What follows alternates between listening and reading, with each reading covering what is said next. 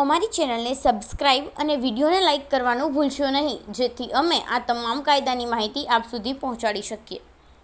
કલમ 80 દહેજ મૃત્યુ 1. કોઈ સ્ત્રીનું મૃત્યુ તેના લગ્ન થયાના 7 વર્ષ દરમિયાન દાઝવાથી અથવા શારીરિક ઈજાથી અથવા સામાન્ય સંજોગો સિવાય અન્યથા થાય, તેના મૃત્યુ અગાઉ એમ દર્શાવેલ હોય કે તેના પતિથી અથવા તેના પતિના કોઈ સગાથી દહેજ અથવા તે સંબંધી કોઈ માંગણી માટે ક્રૂરતા અથવા ત્રાસને લીધે થયેલ હોય, ત્યારે આવું મૃત્યુ દહેજ મૃત્યુ કહેવાશે અને તેના પતિ અથવા સગાએ તેનું મૃત્યુ નિપજાવ્યું છે તેમ ગણાશે.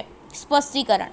આ પેટા કલમના હેતુઓ માટે દહેજનો અર્થ દહેજ પ્રતિબંધ અધિનિયમ 1961ની કલમ 2માં જે કરવામાં આવ્યો છે તે જ થશે. 2.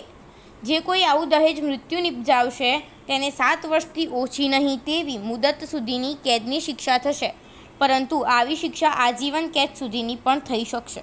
કલમ 81. કોઈ પુરુષે છેતરપિંડીથી કાયદેસર લગ્ન થયા હોવાનું માનવા પ્રેરીને પત્ની માટે સહવાસ કરવા બાબત.